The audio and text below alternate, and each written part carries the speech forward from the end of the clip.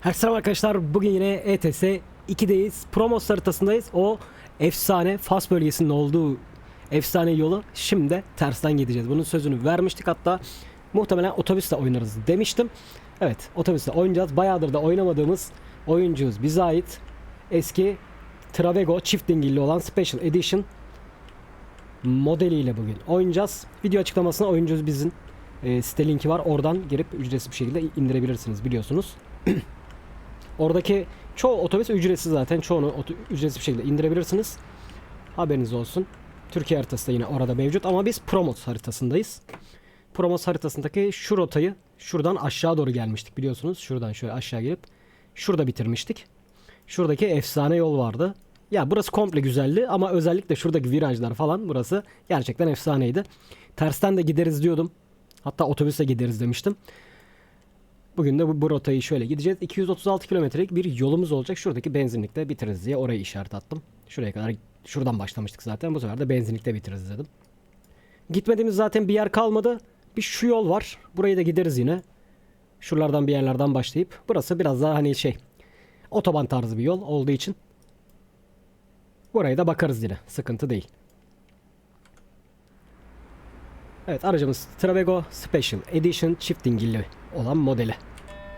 Hemen şöyle aracımızı çalıştıralım. Yavaştan yolumuza çıkalım. Evet. Of.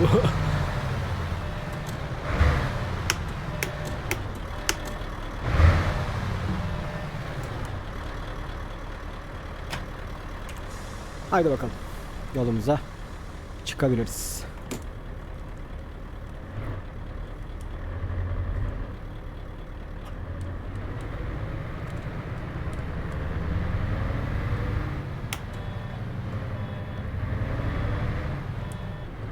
Trafiğimiz aktif.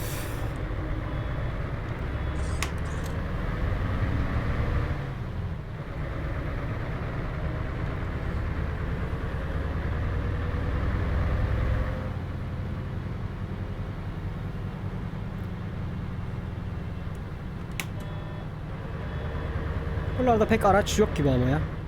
Ha, burası şirket gibi bir yer. Ondan dolayı içeride bir akış yok yani.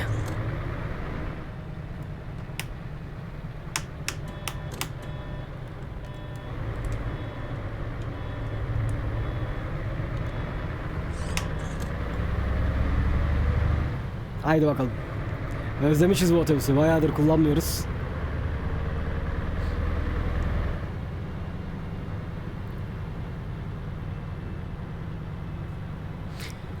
Kullandığım motor sesi otobüsün 1 numaralı motor sesi. Bunu soran arkadaşlarımız oluyor. Aklımdayken söyleyeyim. 1 numaralı motor sesi ama retarder sesi, daha onu duymadınız şimdilik. Retarder sesi 3. ses. Bilginiz olsun. Retarder sesi 3 farklı ses var. Birincisi sulu retarder diye geçiyor. 6 yazıyor. İkincisinde 6/2 mi yazıyor? 6/6.5 mi, öyle bir şey yazıyor. Bir de üçüncüsü var. Ben üçüncüyü kullanıyorum bugün. Bunun sesi daha çok hoşuma gidiyor. Bu otobüste özellikle.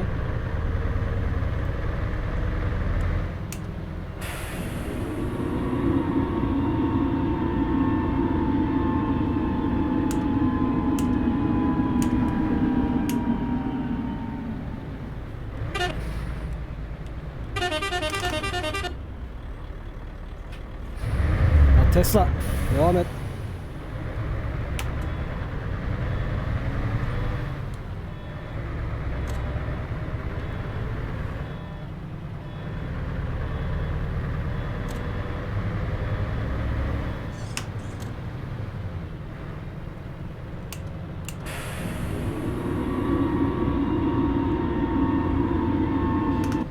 Bu arada retarder sesinin bu kadar yüksek çıkmasını istiyorsanız ses ayarlarından efekt seslerini açmanız lazım. Bende sonuna kadar açık, o yüzden bu kadar yüksek çıkıyor. Onu da yorumlarda görüyorum çünkü bazen arkadaşlarımız soruyor. Bende retarder sesi böyle gelmiyor, bu kadar yüksek gelmiyor, nasıl diye. Efekt seslerini açmanız lazım arkadaşlar. Efekt seslerini açarsanız retarder sesi de yükseliyor. Bazı araçların retarder sesi gerçekten çok kısık oluyor. sonuna kadar açarsanız biraz daha hani rahat duyum sağlıyor. Ama bunda mesela biraz fazla yüksek. Hani kısılsa yeridir aslında. Ama biz böyle retarder sever insanlar olduğumuz için yüksek gelsin istiyorum yani.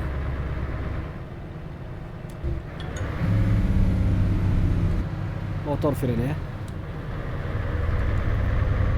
Bilmiyorum, gerçekte otobüslerde bu şekilde retarder dışında harici bir motor freni var mı? Tırlarda oluyor ama otobüslerde harici bir motor freni için bir tuş vesaire oluyormuş şöyle mesela basınca.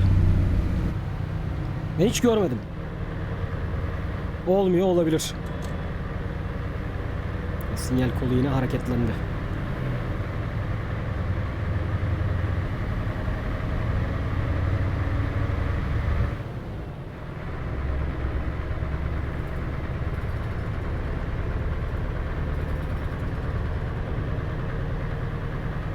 Dikkat, öküz çıkabilir. Her şey olabilir. Bu arada böyle ETS videolarında ufak ufak kasmalar oluyor biliyorsunuz. Benim gördüğüm kadarıyla ben normalde 60 FPS sabit tutmaya çalışıyorum. Çünkü video kayıt programları da 60 FPS desteklediği için YouTube'da 60 FPS destekliyor. O yüzden hep 60'a sabitleyerek ETS'yi özellikle öyle çekiyorum. Diğer simülasyon oyunlarını pek öyle çekmiyorum. Onlarda biraz da akıcılık gerekiyor çünkü oynarken. ETS'de özellikle 60'a sabitleyerek oynuyordum. Şimdi videolarda izliyordum mesela 60'ın altına düştüğü yerler oluyor muhakkak şehir içlerinde, kalabalık ortamlarda. 60'ın altına düştüğü zaman videoda oyunun kasmaya böyle hani videoya yansıyor. Benim oynanışıma bu yansımıyor. Ama videoya bunu yansıtıyor. Yani kayıt programının video algılamasına yansıyor. Kameraya da yansımıyor tabii ki bu.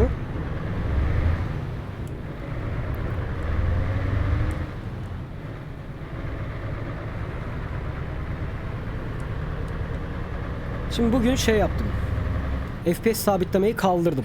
O yüzden yer yer böyle 80-90 oluyor, 70 oluyor, 60 oluyor. 60'ın da altına düştüğü yerler olabilir. Daha görmedim ama olabilir. Bak şu an 58'e düştü mesela. Videodan sonra yine bir inceleyeceğim.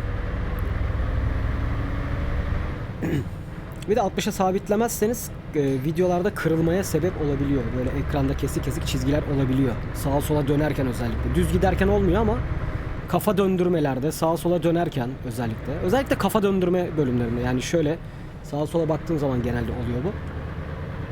Ekranda yırtılmalar olabiliyor. Dikey senkronizasyonla alakalı bir olay tabii ki bu. Bir bakalım, onların hepsini iptal ettim. Bir de böyle deneyeceğim. Yani her şey bir anda böyle stabil çalışmayabiliyor. Windows'a güncelleme geliyor, kayıtları etkiliyor. Ekran kartına güncelleme geliyor, kaydı etkiliyor. Kaydettiğimiz programa güncelleme geliyor, yine kayıtları etkileyebiliyor. Her şey böyle aynı anda stabil bir şekilde güncellenemediği için olay bizim videolarımıza oluyor yani. Ben çok böyle, şimdi ben 2017'den beri video çekiyorum YouTube'da. 9. senem artık bu sene. 10 sene olacak yani neredeyse. Ben çok bilirim yani videoyu yarım saat 40 dakika çekip de video bittikten sonra bir bakıyorum video baştan sona kasmış. Baştan sona sesi kaydetmemiş. Kamera takılmış. Bir şeyler olmuş ya da multiplayer çektiğimiz zamanlarda konvoy yapıyorduk. Bir bakıyorum benim sesim var. Oyunun sesi var. Discord'un sesi gelmemiş mesela. Ben kendi kendime birileriyle konuşuyorum, gülüyorum, eğleniyorum ama kendi kendime yani kimsenin sesini kaydetmiyordu falan böyle. Ekibin sesi gelmiyor falan böyle. Çok videomun çöp olduğunu bilirim yani. Single'dayken hani tek başınıza video çekerken o problemler çok olmuyor. Başınıza gelmese de. Ama multiplayer özellikle çekimler yaparken bazen Discord'un sesini kaydetmeyebiliyor. Kayıt programları. Ben geçen burada mı çarpmıştım? Şuraya bir yere çarpıyormuş bu arada. Oyuncuyuz biz ekibinden, Hakan bana videosunu attı. Bak dedi, Dorse dedi şu yukarıdaki çıkıntıya çarpmış dedi. Ondan dolayı fırlatıp atmıştı beni. O yüzden şöyle sağlı yanaşarak gidiyorum şimdi. Acaba dedim görünmez duvar mı var demiştim videoda. Ben videoda onu fark etmedim. Hakan fark etmiş sağ olsun.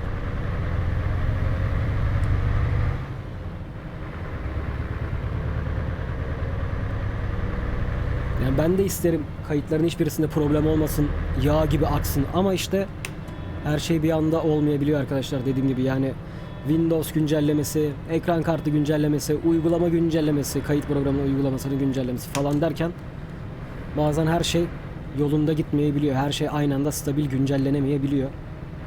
O yüzden benim elimde olan bir şey olsa keşke ama maalesef her şeyi deniyorum. Ekran kartının driverlarını siliyorum, eskiye dönüyorum, yeniye geçiyorum. Ne yaptıysam olmuyor bazen. Yani benim elimde olan bir şey değil. Şimdiden belirteyim yani. Ben deniyorum. Ben her zaman videolarım böyle cam gibi olmasını isterim. Sırf onun için ikinci bir bilgisayar yardımıyla kayıt alıyorum.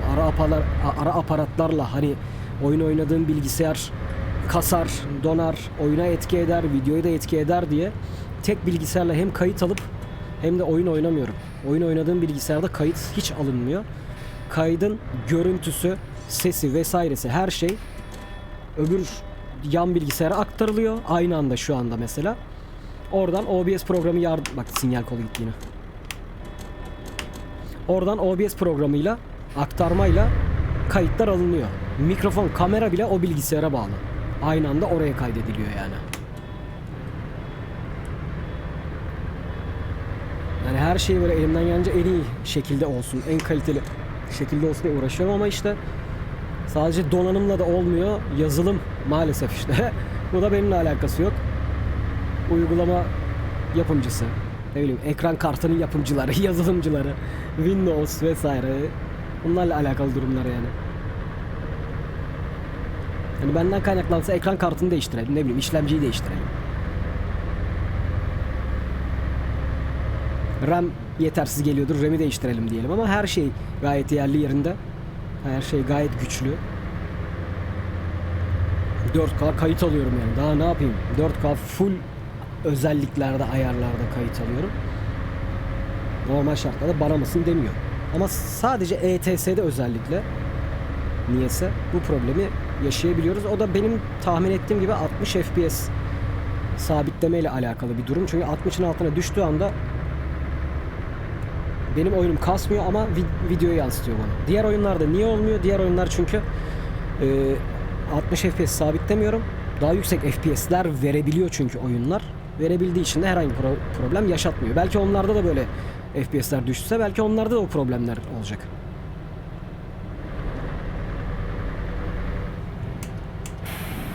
Evet, o yoğun virajlı yollara geldik bu arada.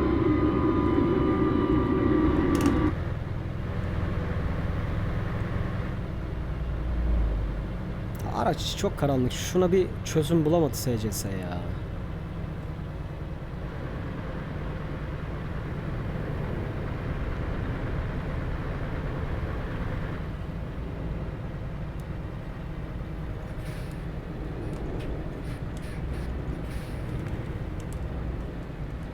Hop.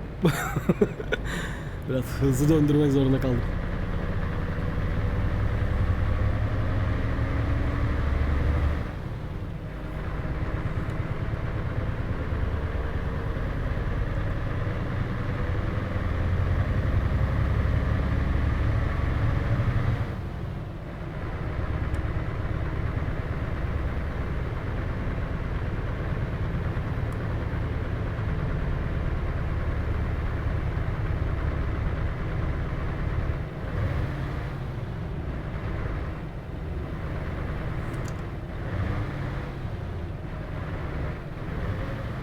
Vites düşürsün diye uğraşan bir türlü düşürmedi. Şimdi düşürdü anca.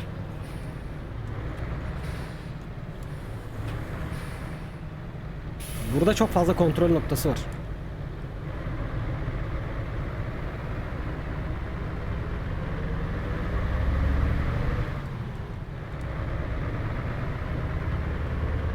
Evet, burası birazcık bir anda sert dikleşiyor. Hızlı girersek burnu vurur. Birazcık sakin girelim.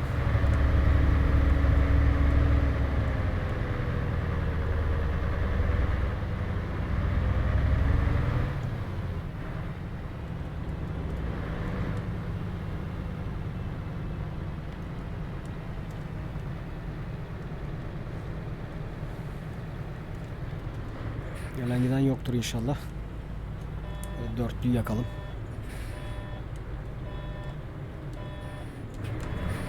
Uzun bir otobüs. 2 şeritten anca dönüyoruz bak. Aynadan da kontrol ediyorum. Anca dönüyor. Aşağıdan gelen yok abi.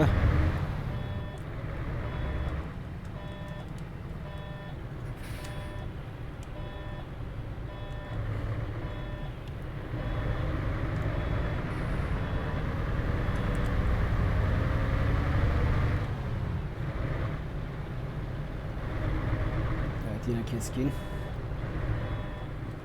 Az önceki kadar olmasa da yine keskin yani.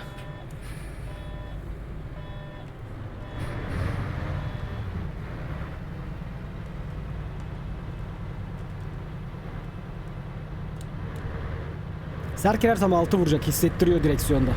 Birazcık tıkır tıkır vuruyor böyle. Yolun ortasında şişe mi var, ben mi yanlış görüyorum?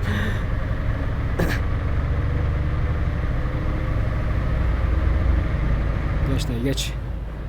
Geç.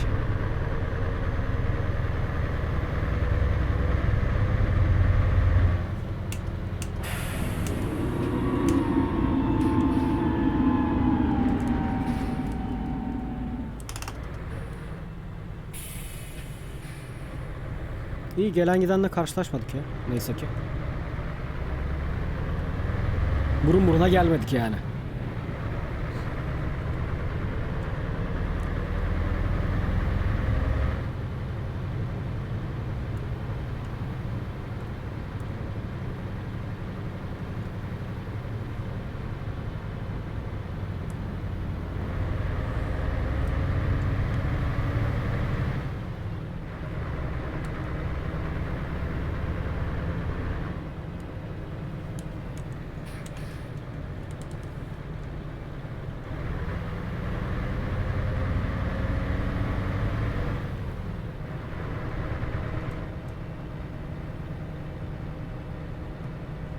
Evet.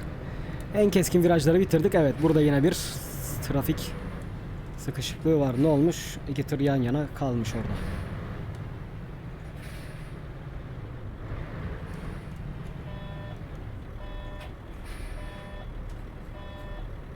Evet. Gidemiyorlar abi. Mecbur trafiği sıfırlatacaklar bana yani.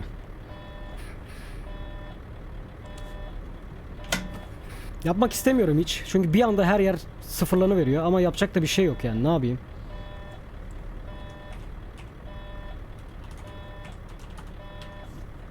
Mecburum yani.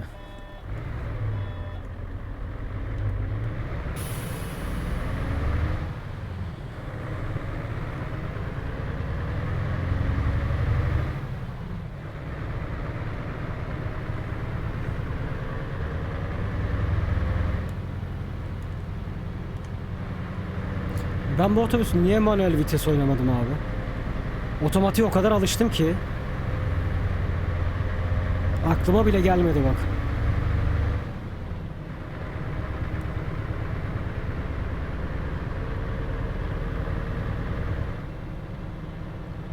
Normalde bu otobüsü ben hep manuel oynardım çünkü manuel bir otobüs bu. Vallahi hiç aklıma bile gelmedi. Gerçekte de öyle. 4, 5, 5,5 aydır, hatta 6 aydır 6 aydır otomatik araç kullanıyorum. Bir önceki aracım manueldi. 6 aydır otomatik araç kullanıyorum. Ve şu an herhalde manuel araca binsem ilk başta bir aracı kaldırırken herhalde zorluk çekerim diye düşünüyorum. 6 aydır hiç manuel araç kullanmadım çünkü. Bir zor gelir yani.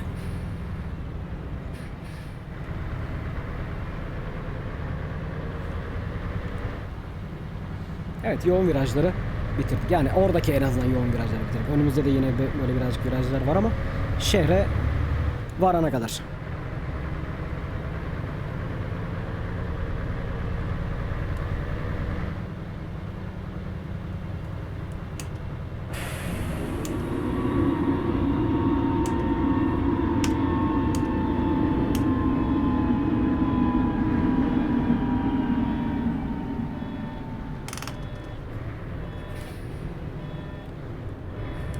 dayı, geç artık.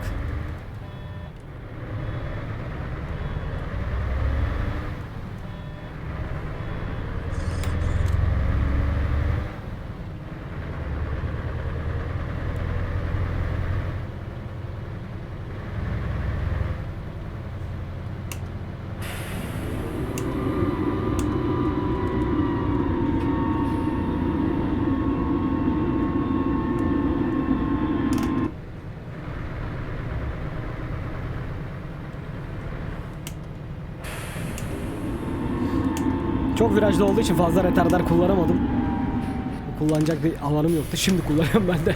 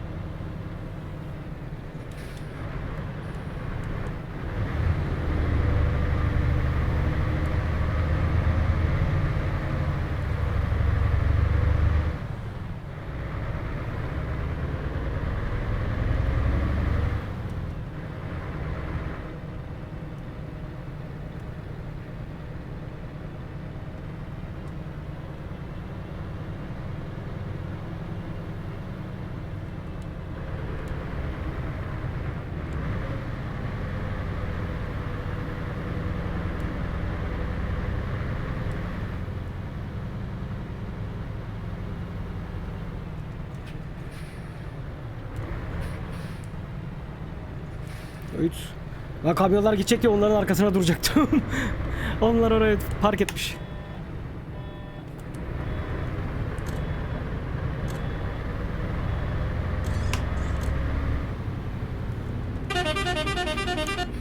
Dayı ne yapıyorsun ya? Hadi bakalım, kilitlenmez inşallah burası.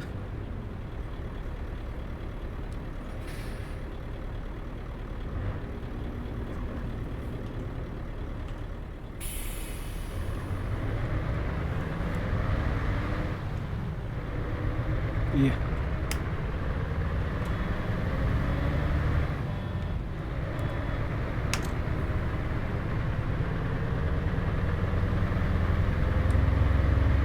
Bu bölge de çok iyi. Virajlar güzel. Ama bu bölge de çok güzel. Çevre falan çok iyi. Yollar çok iyi. Merceğe bak nasıl geliyor karşıdan.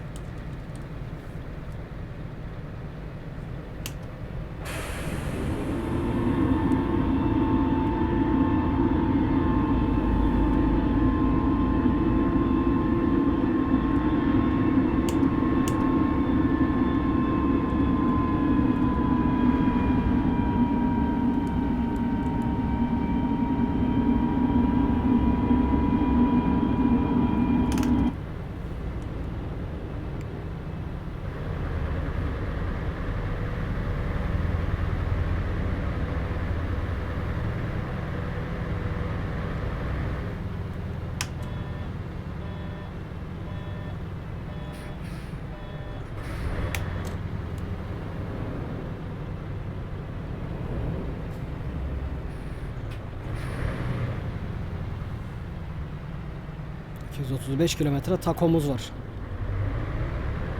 236 kilometre değil miydi ya bizim rotamız?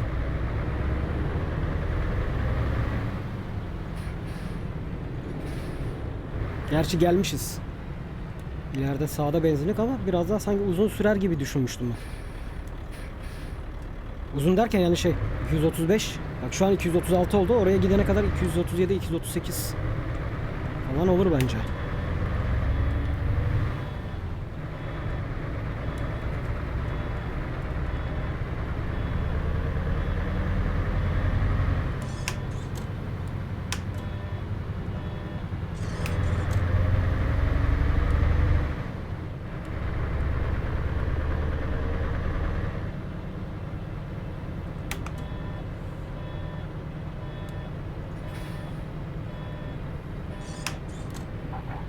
Allah.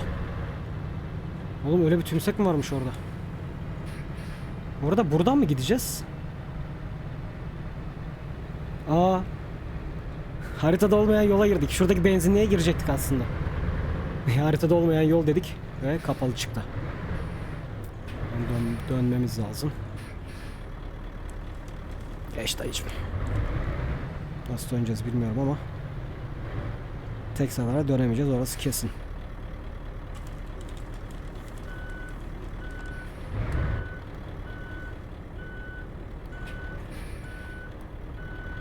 Dayı geçtim mi geçmedim mi göremedim ki seni ya.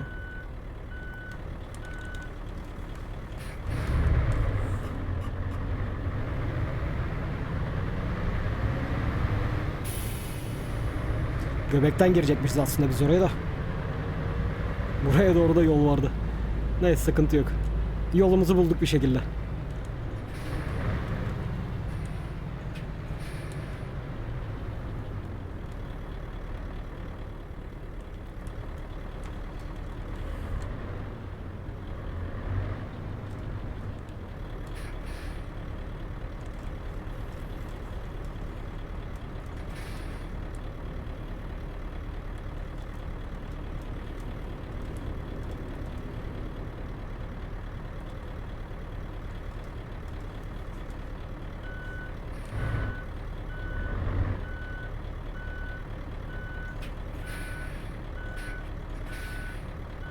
Evet şöyle kalalım.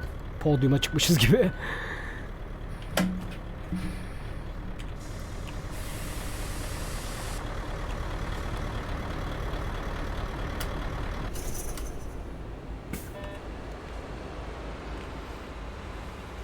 Evet. Abi aynadan bak o kadar düz girdim ya. Bak aynada. Bak aynada ne kadar düz gözüküyor görüyorsunuz ama. Aynada dümdüz gözüküyor abi. Aynaya göre hareket ediyorum. Bak.